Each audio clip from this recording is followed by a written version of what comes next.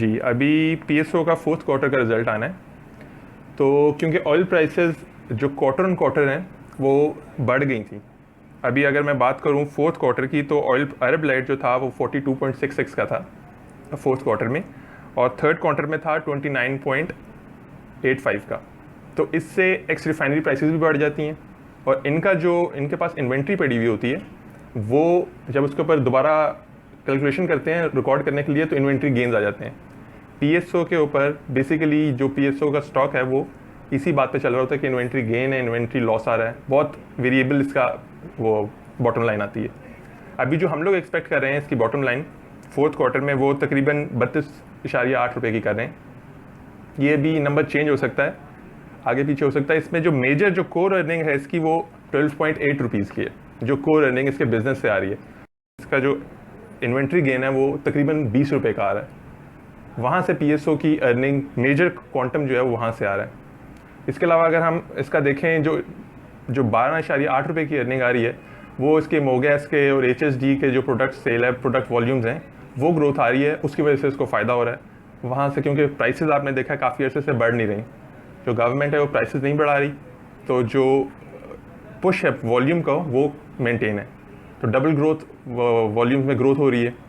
अगर मैं बात करूँ पीएसओ के वॉल्यूम्स की, तो जो टोटल वॉल्यूम था इसका एनर्जी प्रोडक्ट्स का, वो अभी 3.96 मिलियन टन्स आया है फोर्थ क्वार्टर में, और थर्ड क्वार्टर में 3.06 था। तो तकरीबन आप देख सकते हैं कि 1 मिलियन टन से जो है इसका वॉल्यूम्स बढ़े हैं।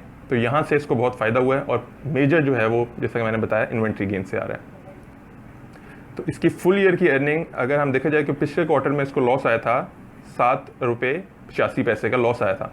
उसके बावजूद इसकी फुल ईयर की अर्निंग 49.72 की हो जाएगी, अगर इस क्वार्टर में जिस तरह के हम एक्सपेक्ट कर रहे हैं इन्वेंट्री गेन आ रहे हैं उस तरह आ जाते हैं तो।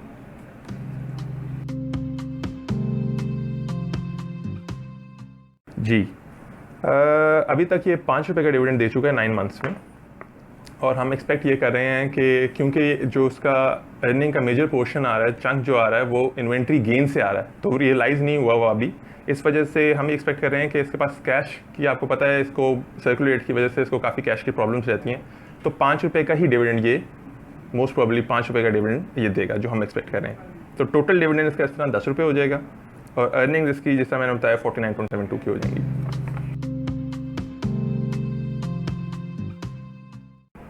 जी दे सकता है अभी, क्योंकि आगे मैं देख रहा था कि इसने हर साल ऑलमोस्ट बोनस डिविडेंड देता है। ये लास्ट ईयर को छोड़ के उससे पिछले साल और उससे पिछले साल भी ये बोनस डिविडेंड देता है।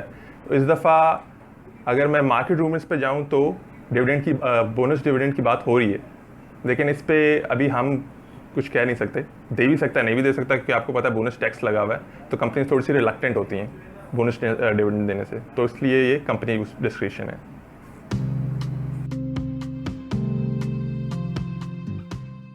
डाउन साइड रिस्क में देखें, जिस तरह मैंने बताया आपको कि इसका सबसे बड़ा जो अर्निंग हम एक्सपेक्ट कर रहे हैं 32 रुपये की, वो उसका जो मेजर पोर्शन है वो इन्वेंट्री गेन से हम एक्सपेक्ट कर रहे हैं।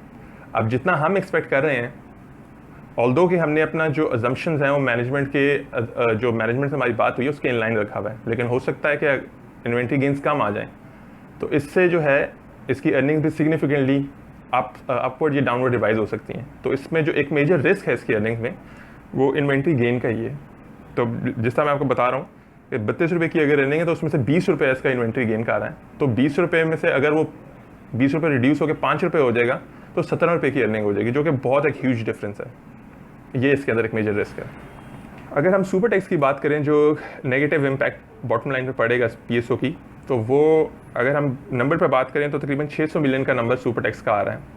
गवर्नमेंट ने FS17 के बजट के अंदर ये अनाउंस किया था कि FS16 में जो सुपर टैक्स लगा था उसको एक्सटेंड कर रही है।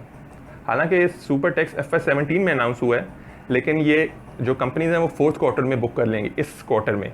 अब जो कंपनीज़ का आखिरी क्वार्टर है वो फोर्थ क्वार्टर में बुक कर रही हैं, जिन कंपनीज़ का सेकंड क्वार्टर है वो सेकंड क्वार्टर में बुक कर रही हैं। तो बेसिकली पिछले 4 क्वार्टर्स का जितना भी प्रॉफिट होगा उसके ऊपर सुपर टैक्स वो इस क्वार्टर में बुक कर रही हैं। तो ये इसके लिए एक नेगेटिव, यहाँ से एक चीज़ नेगेटिव आ रही है पीएसओ के लिए, लेकिन वो इन्वेंट्री गेन उसको सॉर्ट ऑफ न्यूट्रलाइज कर रहा है। पीएसओ अभी गोइंग फॉरवर्ड देखा जाए तो जिस तरह आप देख रहे हैं कि ऑयल प्राइसेस आगे अभी थोड़ा सा अभी बढ़ी थी, जिस तरह अभी देखा मैं आपको बताया डबल हो गई हैं, अभी थोड़ी सी स्टेबल हैं, थोड़ा सा रिड्यूस हैं थोड़ा, लेकिन अगर गोइंग फॉरवर्ड ऑयल प्राइसेस बढ़ती हैं तो ऑब्वियसली हमारी गवर्नमेंट को भी अपने पेट्रोल प्राइसेस, HSD प्राइसेस, जो हमारे पेट्रोलियम प्राइसेस हैं वो बढ़ानी पड़ेंगी। तो उससे इसके वॉल्यूम्स पे जो है थोड़ा सा नेगेटिव इम्पैक्ट आ सकता है। बेसिकली इसका जो अर्निंग्स बॉटम लाइन आती है वो इसके मार्जिन फिक्स्ड है, तो इसको एक जगह से वहाँ से तो नेगेटिव इम्पैक्ट आएगा। लेकिन क्योंकि अभी पिछले दिनों गवर्नमेंट ने इनके मार्जिन को इंक्रीज़ किए इन्फ्लेशन के साथ, तो अब जो है इनके मार्जिन इन्फ्लेशन एडजस्टेड मार्जिन होंगे, तो हर साल आपको इन्फ्लेशन की ग्रोथ तो इसके बॉटम लाइन में आ रही होगी। लेकिन अभी फोर्थ क्वार्टर में जो सुपर टैक्स लगा है, अगर यही इसका अगले साल भी कैरी फॉरवर्ड हो जाता है तो वो एक नेगेटिव चीज़ होएगी।